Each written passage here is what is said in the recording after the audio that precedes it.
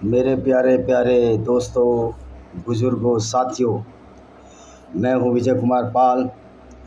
मेरी कुछ किताबें हैं जो इस्लाम की सच्चाई को बताती हैं, जो मौलाना इस्लाम की सच्चाई को छिपाना चाहते हैं।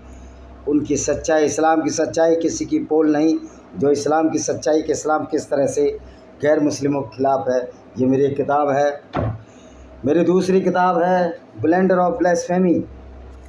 तो दोस्तों, ये सारी किताबों का विवरण आज मैं दूसरी वीडियो बनाऊंगा, जो कि मारिया अल-किबतिया, जो कि एक गिफ्टेड औरत थी, मोहम्मद ने लिया और उसको यूज़ किया as a sex slave.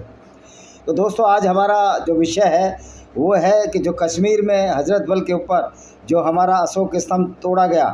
Ashok स्तंभ और अशोक चक्र में बड़ा फ़र्क है, लेकिन जो हमारा नेशनल एम्बलम था, जिसमें शेर बने होते हैं, तीली बनी होती है, उसको तोड़ा गया। तो ये कोई नई बात नहीं है। देखिए, इस्लाम उसी चीज़ का नाम है कि जितना बड़ा विध्वंस फैलाए, जितना बड़ा डिस्ट्रक्शन करे, उसी का नाम इस्लाम है। और ये झूठे अल्लाह के नाम पर, एक ऐसे पैगंबर के नाम पर जो काफिरों को कत्ल करता रहा, पूरी ज़िंदगी गैर मुस्लिमों को लूटता रहा, उनकी औरतों को गिफ्ट में लेकर उनके साथ बलात्कार करता और बाज़ारों में बेचता रहा, ये ग्रुप इस्लाम का ग्रुप कहलाया। जो कि मदीना में मोहम्मद जब मक्का से मदीना हिजरत गया और सारे ऐसे लोगों को मदीना की गलियों में इकट्ठा किया, उनको लालच देकर यहूदी बनाया और फिर उनको लुटेरा बनाया। तो इस्लाम की जो आइडियोलॉजी है, इसकी शुरुआत ही नफ़रत की दीवार से होती है। इस्लाम एक बहुत बड़ी नफ़रत की दीवार खड़ी करता है गैर मुस्लिमों के लिए। नफ़रत की दीवार खड़ी करे, यहाँ तक इस्लाम नहीं रुकता। मान लिया मैं किसी से नफ़रत करता हूँ, हालांकि मुझे एज ए ह्यूमन बीइंग किसी से नफ़रत करनी नहीं चाहिए।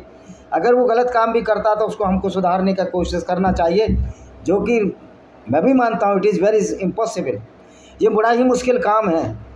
हम इतने बड़े दिल वाले नहीं हो सकते कोई हम पर चाकू चलाए और हम उस पर जवाब ना दें, क्योंकि श्री कृष्ण ने भी कहा है, सटे साठम समाचार, दुष्ट के साथ दुष्टता का व्यवहार करो। अगर उससे हम बड़े हो जाते हैं कि जो चाकू चला रहा है उसको भी क्षमा कर दें, तब हमारे पास एक विशेष शक्ति होनी चाहिए कि उसका चाकू हमारे पर असर ना करे, तभी आप छोड़ सकते हो, वरना दुनिया का कोई आदमी छोड़ेगा नहीं। तो दोस्तों, इस्लाम इसी तरह पनपा है। इस्लाम को लोगों ने बहुत बर्दाश्त किया, इस्लाम की गुंडागर्दी को बर्दाश्त किया, फुल डिक्टेटरशिप को बर्दाश्त किया। ये चीज़ अब बर्दाश्त से बाहर हो रही है। देखिए, इस्लाम किसी देश और धर्म और संविधान को नहीं मानता। इस्लाम की विचारधारा ही फूट डालने की है, पूरी दुनिया को दो हिस्सों में बांटने की है और नफ़रत फैलाने की है।